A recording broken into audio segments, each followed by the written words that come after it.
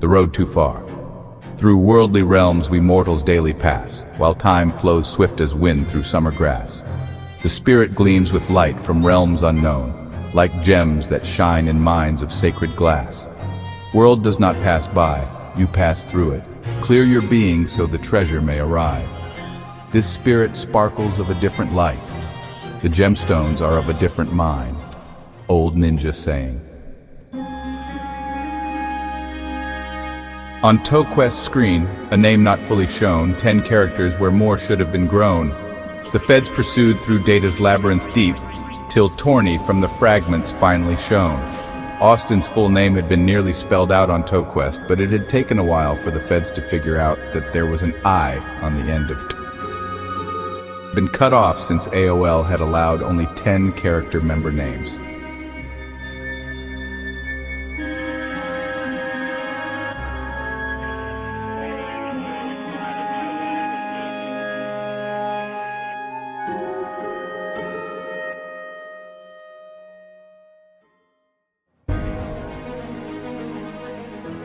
From beach to shore, through cities grand and small, Austin eluded those who'd see him fall. The theory sought by powers dark and grim, while CIA stalked through the banquet hall.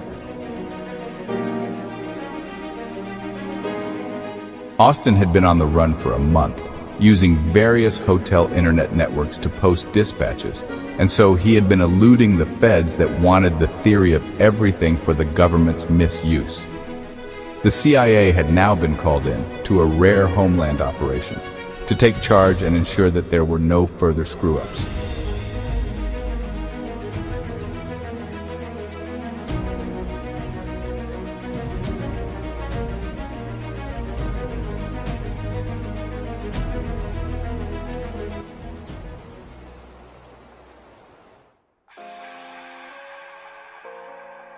Disguised as Toot among the wedding throng, where east meets west in love's eternal song. At Bolingbroke, where danger lurked nearby, he played his part, though knew he couldn't stay long. Austin was presently attending the wedding of an Irish girl to an Egyptian boy, out west of his hometown near Chicago, at Bolingbroke Golf Club, and was thereby rather taking a large risk, although he was disguised and dressed as King Tut. The dark shadows of the government had just missed him in Myrtle Beach, New Jersey and Long Island, but were now entering the wedding reception hall and looking around the enormous banquet room. They thought they'd ID'd him, but it was only his brother Mike. Then they locked down the hall. Behind the pillar, wreathed in smoking haze, he watched the agents through the evening's maze. His brother's presence led them far astray, while freedom beckoned through the gathering grays. Luckily, Austin was outside having a smoke behind a pillar, having been alerted by Ninja Phone. Furthermore, he hadn't wished to drive off with the agents just arriving, so he bided his time outside, puffing on a Marlboro Menthol ultra-light wine-flavored green 100 centimeters cigarette. That's nothing. Look in the supermarkets now and see how many variants there are on a single product. It's a result of the CMBR trip, I suppose.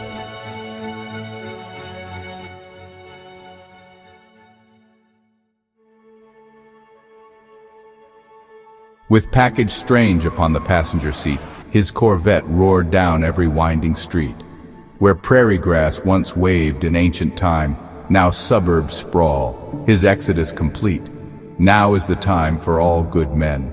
With most of the agents now locked in with the wedding party,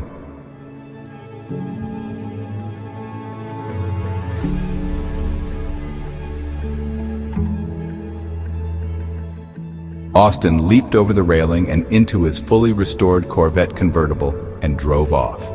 In his car was the contents of a package delivered by Ninja Express the day before, a square something that looked like second base or first or third or paradise by the dashboard light, that Austin had been instructed to strap on right away and utilize when he saw the Great Pumpkin. Austin surveyed the new outlying suburbs and thought, the last time I saw this area, it was all prairie grass. Through whirling dancers lost in mystic trance, The agents pushed past those who dared to dance. Some stopped to watch the swaying bellies art, till commanders broke their temporary chance.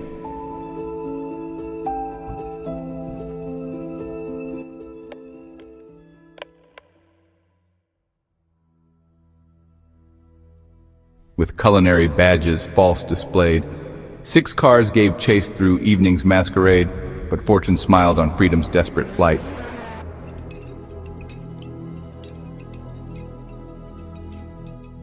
Their tires met spikes, and all their haste was stayed.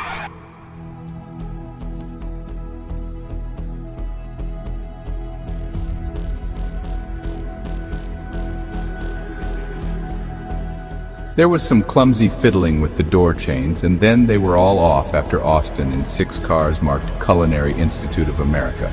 For Austin loved food.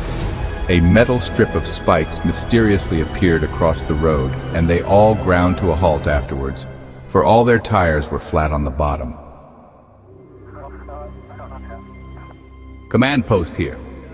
While FBI's road knowledge drew them near, the tri-state tollways path they studied long, from Wisconsin's bound to Indiana's sphere. Damn, we'll set up a command post here. We have many other vehicles positioned at key points. The CIA had not studied U.S. roads intensely, so they had an FBI chief with them, whom they tended to ignore, and quickly analyzed the area, noting the location of the often used north and south tri-state tollway, Route 294, that circumvented Chicago from Wisconsin to Indiana and ran near to and through these very new suburbs. Where's he heading? East toward Route 88, the scout proclaimed. While Austin's lead grew larger, unconstrained, 6 vehicles lay waiting north and south. But traffic's truth, his brother once explained. East on Route 88 towards the 294 junction, but he has quite a lead on me. Good. We have 6 vehicles ready at Tri-State 294, 3 north and 3 south. For on the Tri-State's ever-crowded way, where recent storms had held their fearsome sway, the tornado's memories lingered fresh and raw, as Austin plotted out his escape that day. The Tri-State is always backed up. My brother Jim said so, plus tornadoes were over there 2 days ago.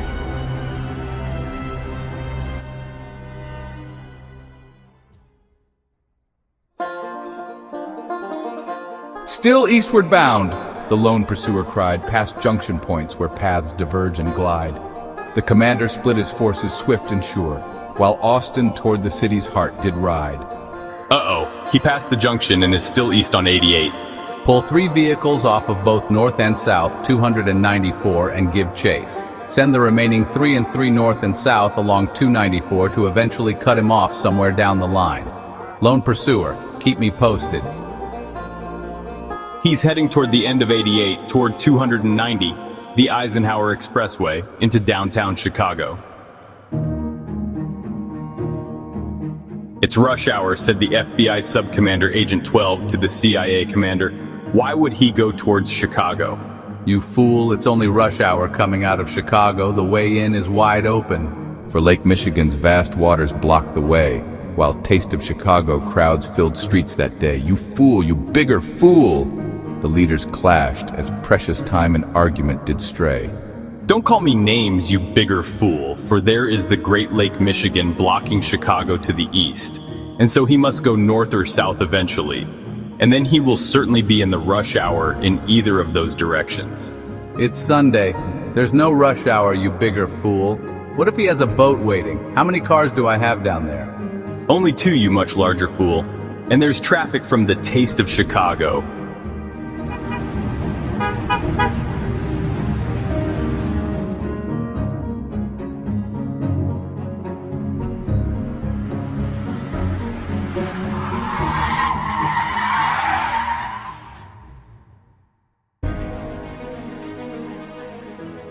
Their forces scattered thin across the ground. 2 cars remained to guard the lakefront bound. Perhaps he seeks Canadian refuge far, the commander mused, while chaos swirled around.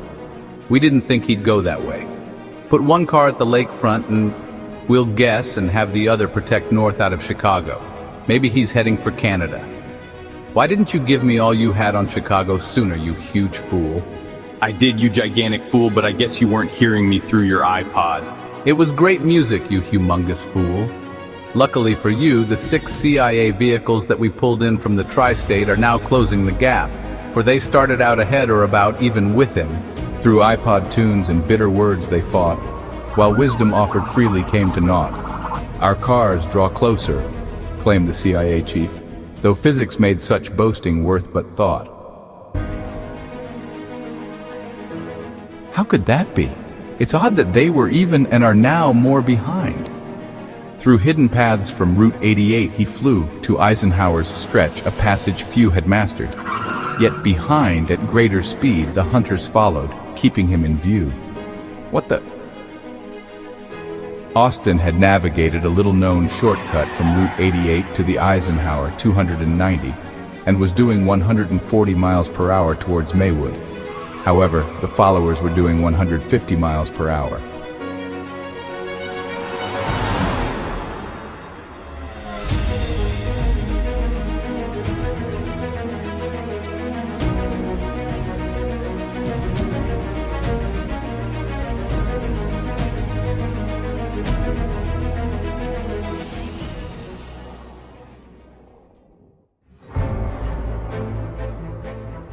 Toward childhood streets of Oak Park Swift he turned, while CIA pursuit cars overburned their chance to exit, trapped by concrete walls. A hometown advantage Austin well had learned. My hometown is approaching fast.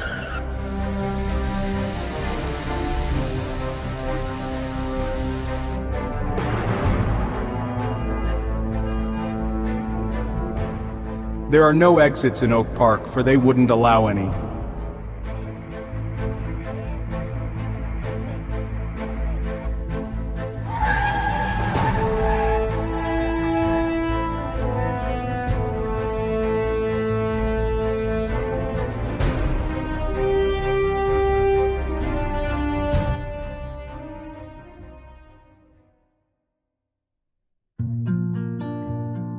Past softball fields where brother Jim would play, past pools' vast waters where on summer's day young divers sought their coins in chlorine deep, while memories of youth showed him the way. Austin observed the old sights. There's the pro softball fields, where brother Jim used to hit the ball over the fence, and the old swimming pool, acres wide, wherein we used to dive for coins. The drugstore where Green River once did flow, the pen works silent, empty now below, and candy factories fire-blackened shell.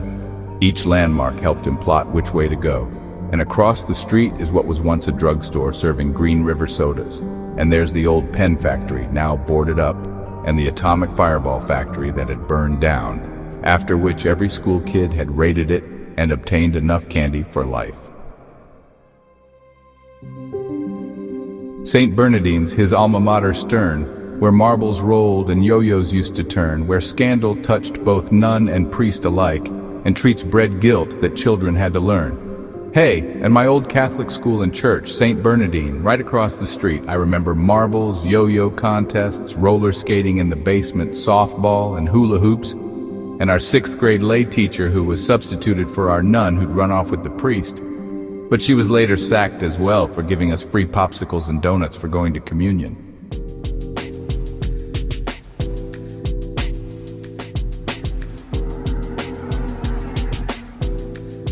The brickyard where he'd hidden years ago now beckoned as sirens wailed their woe.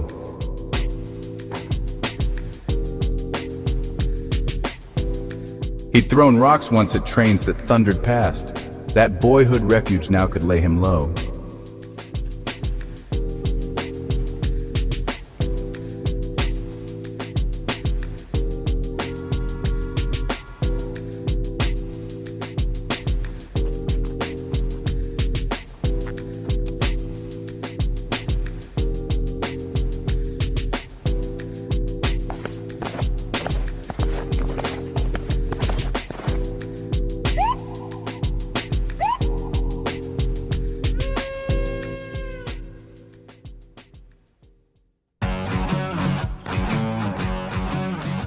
The corner store of baseball cards and dreams, where Mantle proved elusive, or so it seems, while Barras multiplied within his pack. Now police lights cast their pursuing beams. The Oak Park police had picked up the pursuit and were running their sirens. There's the old corner store where I bought popsicles for 5 cents and tried so hard to get a Mickey Mantle baseball card in a pack, but never got one. But I had 10 Yogi Berras. Through streets once innocent, now tense with chase, each memory marks time's relentless pace. The sirens echo through his boyhood scenes, as past and present merge in this one place. The baseball field where once a line drive flew to strike his pitching leg while outfield too. He'd played between his starts like Ruth of old. These memories raced past as on he flew. Austin sped along the narrow road paralleling the expressway and past the baseball field where he got hit by a line drive in the leg while pitching, playing outfield in between starts trying to emulate Babe Ruth.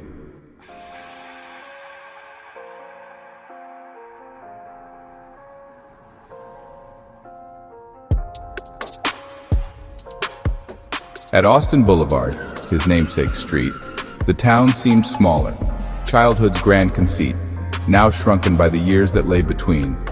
Yet still it offered refuge from defeat. The CIA converged to block his path, but through their trap he threaded, earned their wrath, then leapt back to the expressway's embrace, while Oak Park's finest ended their own swath. The CIA had finally exited the expressway at Austin Boulevard and were almost in a blocking position. But Austin sped through them and back onto the expressway toward downtown Chicago, now even having an extra lane to play with.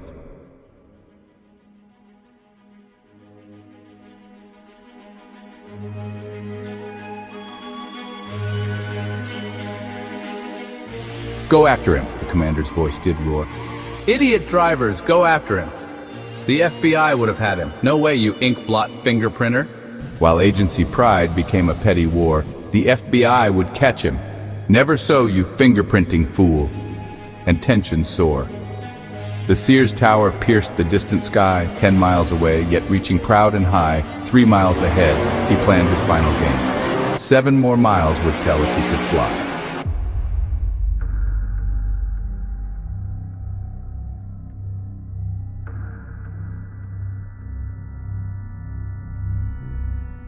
Then wedding dollars earned on stages past 300 singles, dancing unsurpassed. For ladies who had tipped him well, he threw. A storm of green that made pursuers fast desert their cars and scramble on the ground, while Austin's engine made its freedom sound. His gift became salvation's scattered seed, as chaos bloomed where dollar bills were found. Austin threw his wedding gift of $300 on the road, all single-dollar bills that he'd earned from stage dancing for old ladies. And this created quite a traffic jam as everyone got out and ran after the bills.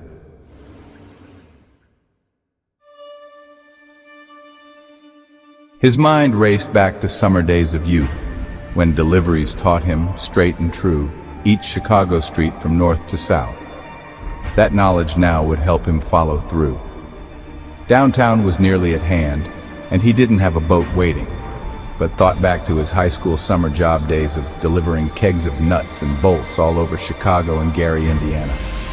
The Kennedy North's a snarl, he thought with care, but southbound Dan Ryan might just bear me swift to Indiana's saving grace, though construction dims the promise there. North on 94, the Kennedy Expressway out of Chicago towards Wisconsin was always a mess. So I'll try 94 South, the Dan Ryan Expressway toward Indiana, although I see it's under repair, but this might help me. The commander raged at money-grabbing hands. You fools, he's gone! Now hear my new commands. Send units south on Dan Ryan's course, where traffic builds on half-closed concrete lands. You astronomical fools, stop picking up money and clear that road. He's way ahead now. And you, Sub-Commander of FBI, Agent 12, forget the lakefront and the north and send our 2 cars down there after him on the Dan Ryan 94 south toward Indiana.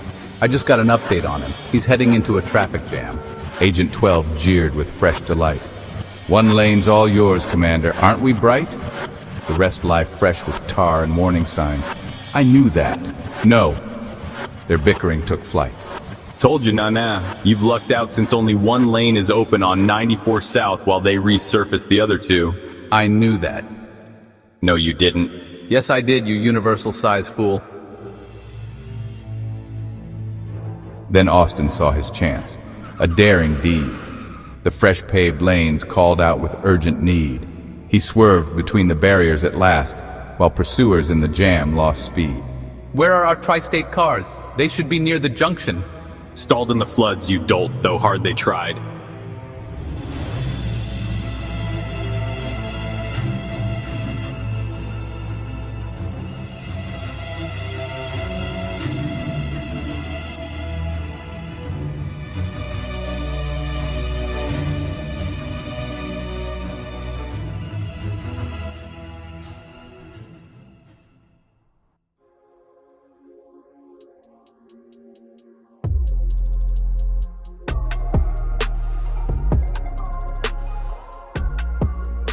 "Split forces, triadic fool," came his command. "Half toward the toll road's Indiana Strand."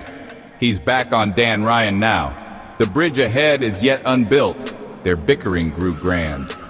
Split them in half again, you triadic dolt, and try to intercept him, and send the rest on towards the Indiana toll road, Route 80. What's this flooding? I told you about the big storms, but you've lucked out again. He's back on the regular 94 Dan Ryan due to a bridge not yet constructed, and we have 2 cars coming up on him now, both fore and aft. "I planned it thus." "You quarter-wit!" they spat as Austin chose the Skyway, leaving flat their careful plans. "What highway in the sky?" the commander fumed, European wisdom at a loss before Chicago's secrets strange, while agents' ranks of insults found new range. "You desk-bound pencil pusher," came the cry, as Austin soared where elevated lanes rose high above the marshland spread below, past buildings where the city turned to slow industrial dreams, while tolls kept traffic thin, his path to Indiana's freedom now to go. Without a light he climbed the starlit way, while agents argued in their old display. "We've lost him. Fool, seek darkness moving swift, just testing you." Their pride still held its sway. Darkness had fallen, but Austin was driving without headlights and steadily climbing the skyway to the stars. "We've lost him," said the commander to the FBI man. "Dumbo, look for the car with no lights on. Just testing you. Call our reserves out of Indiana who are standing by nearby and send them up the skyway from the other direction. Bet you didn't know about them, you quadruple moron. I have more on than you will ever have, you more-off unintelligence officer. As shadows chase the hound and horse by day, so followed they their ever-hunted prey." The hunters closed from both the fore and aft, while moonlight cast its orange-tinted ray. Miles passed and Smiles frowned as Austin spotted the relentless stalkers now tracking close behind again, ever hunting the prey as shadows following the hound and horses tracking the day. The peak of the skyway was approaching, and a bright orange full moon was just rising. The great pumpkin moon rose full and bright as Austin breached the tolls in darkened flight, then paused, a fatal moment's hesitation, as CIA closed left and closed on right. The great pumpkin. Austin ran through the toll booths and stopped just beyond, mesmerized by the clue of the moon for a small, tiny fraction of a split microsecond. 3 cars approached from east, 3 more from west, and Austin knew his fate had come to rest. No escape remained, no path to flight, as death's pale angel made its final test. This is the end of the road. Sure enough, 3 CIA cars were approaching from either direction. Sad to say that there is a time when we know we've lost, although we've lived well enough without much regret.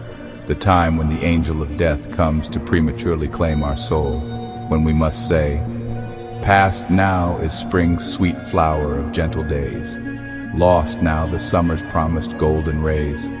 No autumn shall he know of peaceful care, for winter's whiteness ends all mortal ways. Past now is the flower of spring's soft breath, but not yet the full summer of promise. And never will come the autumn of care, for here is the pale white winter of death. Born of the stars and blessed by solar fire, his cup once brimmed with all he could desire. Life's precious jewel had sparkled in his hand, a vision fading now as dreams expire. The skyway stretched between the earth and stars, while memory's light outshone his darkened cars.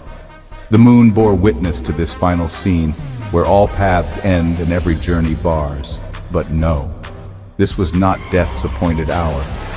Austin turned his steed with sudden power, rose from his seat as metal met the rail, while agents watched his Corvette's final shower. His parachute unfurled in moonlit space as gravity released its stern embrace. Beneath the bridge he steered with practiced ease, while bullets sought but could not find his trace.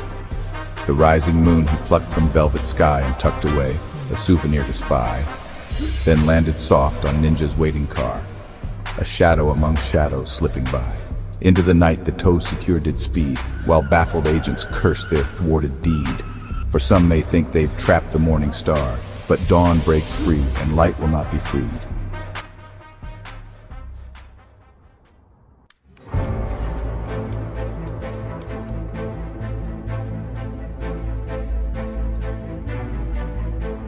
A note. This tale's ease might raise some concern, but knowledge of one's ground makes quick return.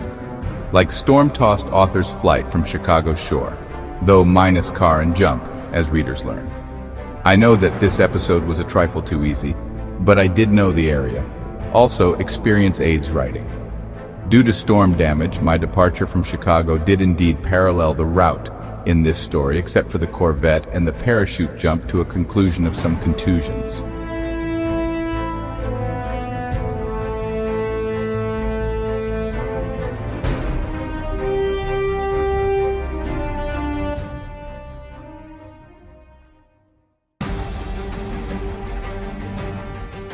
"Welcome to Ninja Center," came the cry, from Indiana's master dwelling nigh.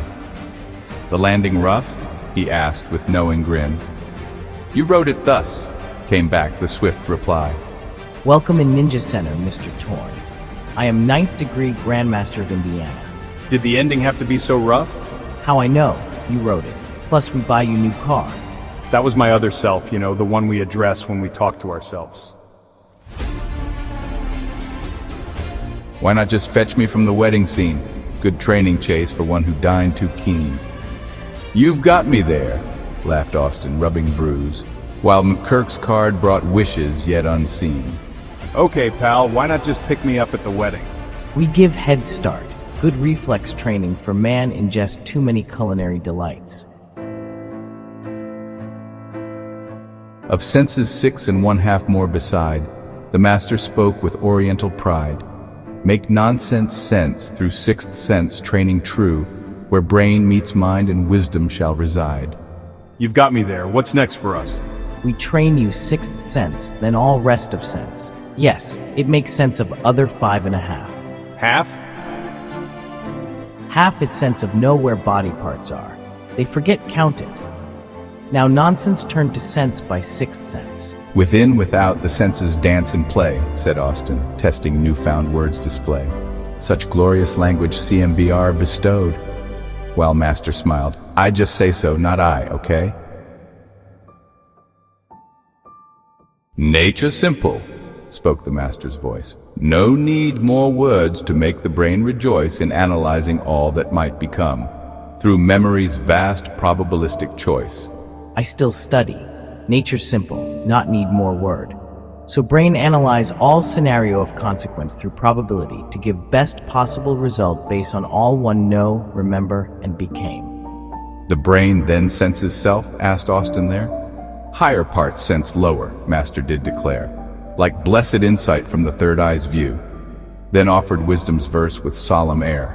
"A 6th sense lives when brain's alive and whole, making sense of 5 that play their role, bypassing nonsense as it creates the path by which we might survive it all." The brain is a sense that senses and perceives itself? That be so, but really higher brain sense lower parts. I'll be darned. More like bless of spark of insight of third eye. I say, A 6th sense is the brain when it's alive, for then it makes sense of the other 5, bypassing nonsense and creating the only way in this world to survive. Of consciousness they spoke, of will so free, of choices made, of all we think we see. Though instant's choice may seem determined sure, tomorrow's learning sets new options free. Brain give wave of perception of itself. Go to mind to feed back to brain for future and also present to consciousness. But one continue learning enhance whole process, so no worry of no free will. Although our decisions of the instant are fully determined and are therefore not free, we may happen to learn new things and make choices tomorrow that we wouldn't make today. Many thought come unwilled from all part of brain with simple agenda. For those react too soon, no free will, but some count to 10 before react. If learning good, they veto thought, so not so bad as seen. The creative solution. Space. Let reactions sail on by, just observe them, but don't act on them. This puts some distance between you and your conditioned response, a space which grants a modicum of free will. When extreme thoughts arrive, uninvited, as most thoughts do, some veto them, saying, don't. For while we can never will that which does the unconscious willing, some do have free won't. Of trauma's drama next the master spoke, how consciousness might witness pain's dark yoke. The soul observes from safety's distant shore the mind's strange play, till wisdom's light has broke. What about our everyday type involuntary reactions of anxiety and the normal crazy thoughts that we all have from time to time? We teach you calm like so. The drama of the trauma. From its safe subjective place that's free of fear, the soul, our conscious awareness, can witness the strange thoughts and emotions that surface on the mind, sent there by the subconscious brain. Conscious awareness, which can but witness, is a safe haven from which to observe the drama of our lives playing in our minds, granting us a sobering distance from it. It's like watching a play on the stage of our minds. But what about emotions?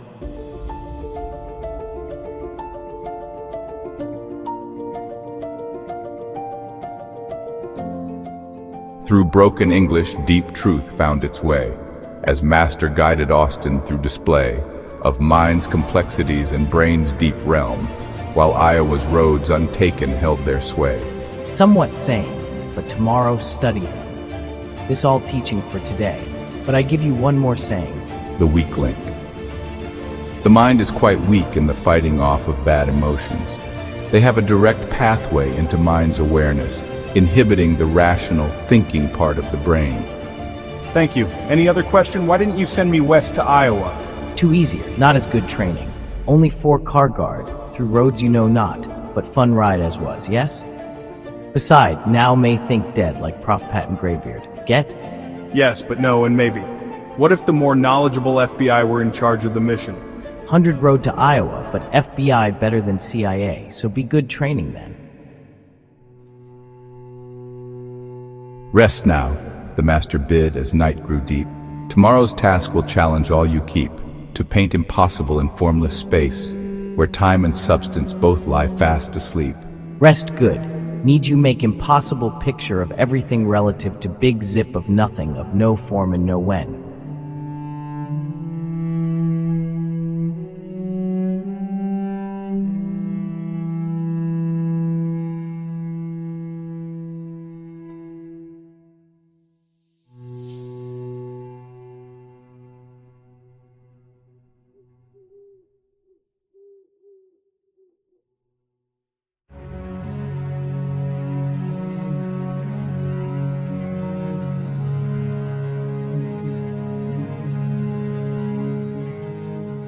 Thus, wisdom's jest and learning's solemn truth merged here beyond the memories of youth, as Austin's chase through Chicago's maze led to enlightenment's eternal booth.